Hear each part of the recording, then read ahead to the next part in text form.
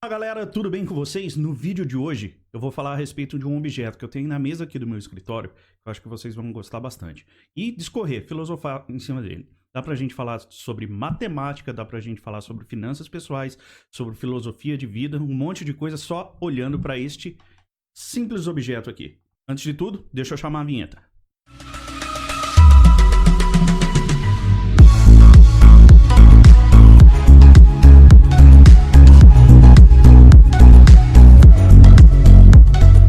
Bem, apresentar para vocês então o Galton Board, que é simplesmente esse pequeno objeto que eu tenho aqui na mesa do meu escritório.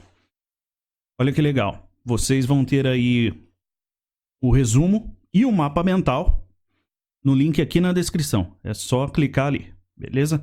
E se precisar daí rever o vídeo, eu peço para que vocês revejam, já de posse desse material auxiliar.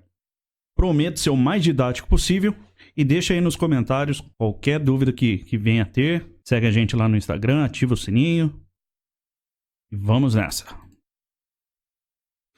Eu fiz uma filmagem do meu telefone porque, como vocês puderam ver, ele é bem pequeno, o brinquedinho, o dispositivo, o objeto.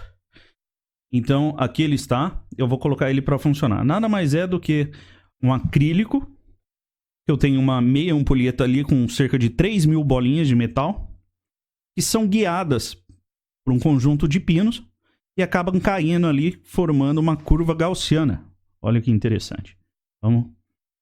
Tudo muito bonito, mas vamos colocar para funcionar, para ver como que é. Simplesmente é isso aqui.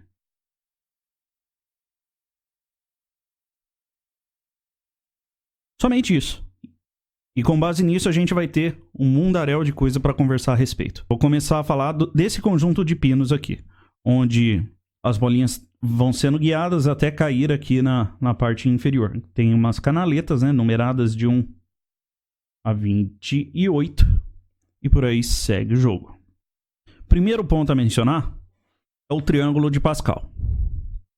Como que é desenhado esse triângulo aqui? Vamos lá. Cada figura geométrica aqui, esse hexágono aqui, vai representar um pino. E a bolinha, ela tem percursos a fazer até ela cair na canaleta, certo? Esse número que vocês estão vendo aqui, trata-se da soma, ou seja, 1, só tem ele, 1. 1, porque o de cima é 1. 1, porque o de cima é 1. Agora vejam aqui, por exemplo, 2, porque aqui é 1 e aqui é 1. 1 mais 1, 2. 3, porque aqui é 1, aqui é 2. Formou o 3. E assim vai indo. Todo o triângulo de Pascal é feito dessa maneira. O 4. 3 mais 1, 4. Esse 6 é porque é 3 mais 3. E assim eu vou formando o meu triângulo de Pascal. Compreendido? No próximo slide, eu traço algumas diagonais aqui. Para cada vértice, eu trago uma diagonal. E depois eu vou somando. Aqui o vértice só contém o próprio hexágono, o próprio pino. Então vai ser 1, 1. Aqui 1. Aqui ó, eu tenho o 1 desse cara aqui, mais 1 aqui, dá 2. Nesse vértice eu tenho 2 e tenho 1, dá 3. Nesse vértice aqui eu tenho 1, 3, 1, dá 5. Próximo, dá 8 e assim eu vou fazendo. Aqui eu parei no 34, porque não tem como eu continuar na figura aqui. Mas você pode continuar essa brincadeira aí do triângulo de Pascal. Depois do 34 é o 55. Como que eu faço para saber qual que é o próximo número? Eu sempre vou ter que estar somando, igual eu fiz nos exemplos anteriores? Não, olha que interessante. Ao somar 34, que foi o número que eu encontrei aqui, no último valor encontrado, mais o penúltimo, 21, eu tenho 55, que é o próximo da sequência. Ao somar 55 mais 34, eu tenho 89. Ao somar 89 mais 55, eu tenho 144. E assim vai indo. E eu vou formando uma sequência de números. Foi exatamente como eu cheguei até aqui. 1 mais 1, 2. 2 mais 1, 3. E por aí vai. Um outro dado muito interessante também, e agora é conhecido como Golden Ratio, a proporção de ouro aí, né?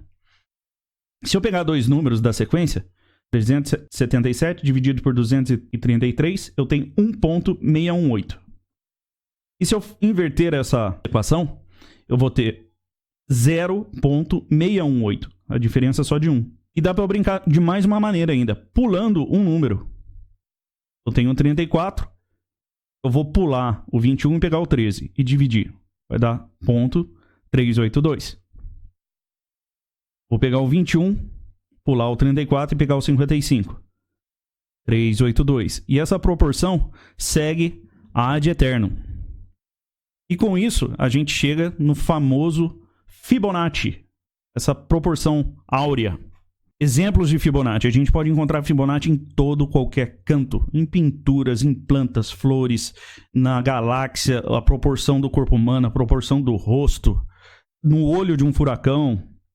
Até o último lá que eu não vou mencionar, mas fique para você dar uma olhada ali no canto inferior direito. Girassóis. Vocês lembram agora, no próximo slide, que ele caía dentro de uma curva gaussiana? O que é a curva gaussiana? E aqui eu entro com sigmas. Uma curva normal. Isso significa que eu tinha a borda lá do meu brinquedinho, vou chamar assim. 34,1% fica entre menos um sigma e o sigma, a média. Depois, somado 13,6, eu tenho 2 sigmas. 3 sigmas mais 2,1 e depois 0,1% é o que ficam aqui nas caudas. A gente vai entrar no mérito depois, porque nesse brinquedinho, como vocês sabem, ele tem uma borda. Então ele é limitado. Mas a curva gaussiana por si só, ela não tem uma borda. Então tem coisas que podem ocorrer acima de 3 sigmas. Podem ocorrer, por exemplo, se aqui eu tivesse 4 sigmas, 5 sigmas, 6 sigmas e por aí vai. Tá bom? Mas isso quer dizer que 68,2% das bolinhas ficaram nesse espaço aqui. Compreendido de menos um sigma e mais um sigma. 95,4% ficou nesse espaço. E 99,7% ficou nesse espaço. Poucas bolinhas ficaram fora da estrutura.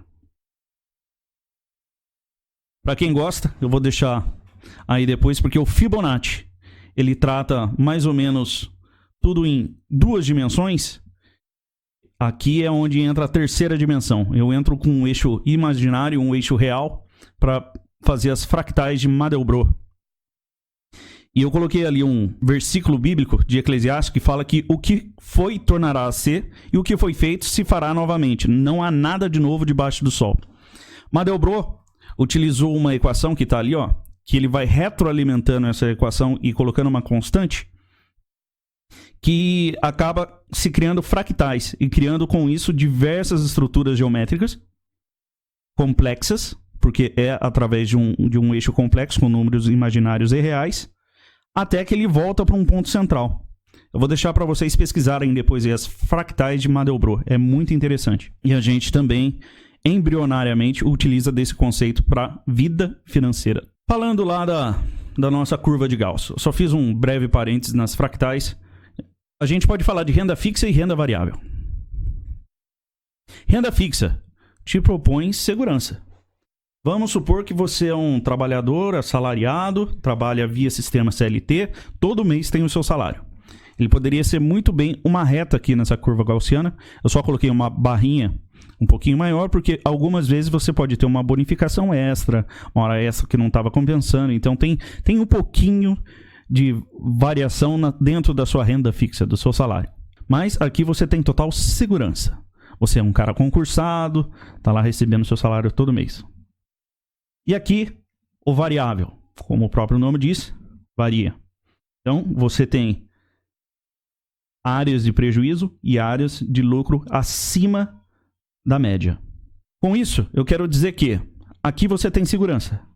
Aqui você tem liberdade. E liberdade é o oposto de segurança. Quando você está vendo através de filme, ou quem teve a oportunidade de visitar um presídio de segurança máxima, se ele é de segurança máxima, significa que o detento não tem liberdade alguma. Então, total segurança, não a liberdade. Total liberdade, não se tem segurança. E a mensagem que eu deixo na aula de hoje é para a gente estar aberto a essa opcionalidade. Estar aberto à variabilidade. de forma positiva. Então, a única coisa que eu fiz, aqueles pininhos que a gente viu lá atrás, eu encarei ele como probabilidade dele ir para determinado lado ou não. E aqui é o fluxo da vida. Só que você nunca pode voltar, porque o tempo, a gente ainda não viajou no espaço-tempo. Então, a cada dia que passa, estamos ficando mais velhos e seguindo a estrada, a jornada da vida aqui. Você pode ter avanços, ter regressos, ficar no mesmo ponto, ter avanços bem acima da média e seguir a vida aí num fluxo, como se fosse um rio. E eu coloquei uma frase aqui do Sêneca, dizendo que a sorte é o que sucede quando a preparação, ou seja, esteja preparado, e a oportunidade se fundem. Tem algo que você consegue controlar e algo que você não consegue controlar. Você não consegue controlar as oportunidades que aparecem para você, mas você consegue estar preparado a elas. Então isso depende de você. É essa mensagem que eu queria deixar aqui. Quem está dirigindo a sua sorte? Robert Kiyosaki é um autor que escreveu aqui o Cash Flow Quadrant. Eu trouxe para vocês aqui o que ele subdivide em 4 categorias de aquisição de renda. Você pode ser empregado. Quando você é empregado, você vende o seu tempo. Depende de você. Ativamente, você tem que estar ali e depende de você para gerar receita. Então, falei do cara que é concursado, falei do CLT, certo? Você tem o self-employment, que é o autônomo. Se você é pedreiro, dentista, advogado e trabalha por conta, pode entrar aqui na categoria autônomo, pintor, por aí vai. Todas essas mesmas profissões que eu acabei de citar, você também pode ser empregado. Se você, por exemplo, for advogado de uma companhia de advogados, for pintor de uma fábrica de pintura e por aí vai. Do lado direito, você tem a renda passiva. Business owner são os donos do negócio. O que eles fazem? Eles têm pessoas que geram a receita para ele. Ou seja, o ato ou efeito de colocar aquele brinquedinho para rodar. Quanto mais vezes você põe para rodar, é você que está pondo para você, ou você está pondo para alguém, ou alguém está pondo para você aquelas esferas para rolarem, para formar a curva gaussiana. Quando você é empregado, alguém colocou você para rodar a sorte. Colocar as esferas para descer a ladeira lá, naquele brinquedinho. Não, você não tem controle disso. Você está sendo usado por alguém e esse alguém está aqui desse lado e ele tem um controle. A receita está indo para ele. Você está vendendo o seu tempo. Mesma coisa o self-employment. Aqui, quem está rodando para você são as pessoas. E aqui o seu dinheiro passa a rodar mais vezes as esferas, gerando ou lucro ou prejuízo, porque tudo depende da preparação e depende também da oportunidade. Existe a questão aleatoriedade, que não podemos controlar, e a questão do esforço, indo ao encontro daquilo que a gente mostrou que Sêneca proporcionou, a oportunidade e o preparo. A aleatoriedade compreende, por exemplo, situações fora do nosso controle. O país que a gente nasceu, questão da família que você veio, se já era uma família com bastante tradição, com bastante pertences, se tinha alguma herança ou coisa do tipo. Essas são aleatoriedades. E o esforço depende aí de você. É a famosa palavra que alguns gostam, outros não, chamada meritocracia. Existe a questão da vantagem primária. Eu vou demonstrar aqui. Num caso real, quantas vezes a gente põe esse brinquedinho para rodar aqui, ele tende a fazer uma curva gaussiana, respeita, totalmente centralizada. Só que o que é o centro? Esse centro é relativo. Aqui eu brinquei e coloquei minha caneta e inclinei o brinquedo ao ponto que você vai ver que essa curva agora tem uma assimetria negativa e ela está levemente acentuada para a direita. Se você veio da média classe, para você cair numa classe social mais alta, aqui está numa situação favorável. No outro caso, neutro, vamos assim dizer.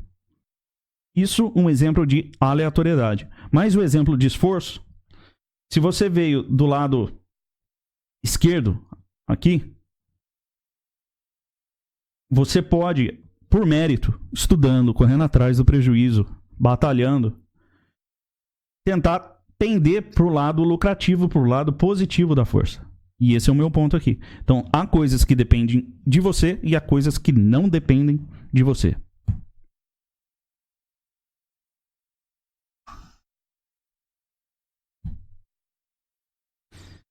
Ok, e agora o que não depende de você? Eu falei da questão da borda. O brinquedo, ele possui as bordas plásticas ali, que acabam limitando. E o mundo financeiro, hoje, é utilizado dentro de um sistema mediocristão, quando na realidade ele é extremistão. Então, por mais que o brinquedinho tenha ali 3 sigmas, e ele possa variar 3 sigmas para a esquerda, 3 sigmas para a direita, alguns eventos a gente nunca espera que ocorra, que são chamados cisnes negros.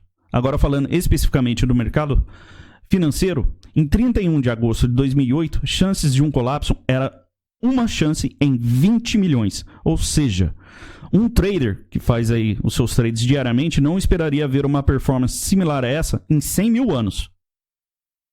Um ano antes desse ocorrido, o Dow chegou a cair 7,7% em um dia. Representam uma possibilidade em 50 bilhões, 8,10 sigma. Em julho de 2002, 3 dias de queda, em uma semana, coisa muito rara, mas ocorre, a probabilidade era 1 em 4 trilhões. Em 19 de outubro de 87, o pior dia da década do Dow, o índice caiu 29,2%. As chances disso acontecer era 1 em cada 10 elevado a 50, exponencial 50. É uma coisa tão fora da realidade que seria comparar as 10 menores partículas subatômicas com a extensão do que hoje conhecemos como universo. Algumas indicações bibliográficas, eu acabei tirando esse dado aqui do livro do Mandelbrot, The Misbehavior of Markets, mas eu gostaria de indicar também outras 2 referências, que é o Iludidos pelo Acaso, do Nassim Taleb, que mostra exatamente essa questão de extremistão e mediocristão. Mediocristão cai tudo dentro de uma média, altura das pessoas. É uma média. Agora, se eu colocar aqui salário médio de uma sala de 100 alunos. E por via das dúvidas, Warren Buffett ou Jeff Bezos são alunos dessa turma. Então, só o salário dos dois destoa toda a média. Então, uma probabilidade que é muito rara de acontecer causa um efeito gigantesco. E é o que nós chamamos de cauda gorda. Então, com isso, eu falo para vocês a respeito da convexidade. Existe a concavidade e a convexidade. Convexidade é você estar exposto a coisas raras de acontecer, mas que, se acontecerem, terão um grande impacto, seja ele positivo ou negativo. Se for negativo, você quiser evitar, logicamente, você tem que criar circunstâncias para evitar tal coisa.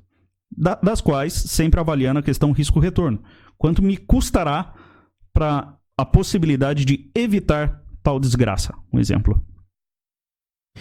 Maiores informações você pode encontrar no livro do Nassim Taleb, nos 2 livros de fato, chamado Cisne Negro e o outro O Antifrágil, que são exatamente como tirar os benefícios através do caos, da desordem, daquilo que sai fora das expectativas de 1, 2 ou 3 desvios padrões. Dentro do mercado financeiro, principalmente a dual market, que trabalha com derivativos aqui no mercado americano, a gente busca, com uma pequena parte do nosso portfólio, fazer seguros, chamados também de hedge. Se você já investe hoje em título, ações, FIIs, uma pequena fatia de todo o seu portfólio, você aloca nesse hedge.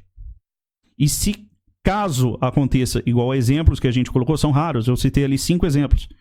Se a gente tem aí um pouquinho mais de 250 dias trabalhados no ano, e eu citei em casos de décadas, 4, 5, 6 eventos, eles podem ocorrer. Então você tem que estar preparado. para não ter o risco da ruína, para não beijar a lona, para não sair do jogo. Então o mais importante é sobreviver. Com uma pequena parte que você aloca para esse hedge, se algo de ruim acontece nas suas ações, a parte de renda variável, você tem um lucro exorbitante com esse seguro, com a parte amarela, e reaplica nas suas ações, sendo as ações mais baratas, porque houve aí uma queda brusca, um colapso, algo muito fora daquilo que se presumia por conta de desvios padrões, ou seja, sigmas. E é isso aí, gente. Conteúdo um pouquinho denso, mas eu tentei resumir um pouquinho da parte financeira, da parte filosófica e um pouquinho de matemática, como a gente tem no nosso dia a dia e a gente nem percebe, da forma mais didática possível. E eu convido vocês novamente a fazer parte do nosso grupo do Telegram, deixar o seu like aí no vídeo e qualquer dúvida é só me chamar, tanto no Telegram aí, deixa os comentários, beleza? Vejo vocês numa próxima e tchau!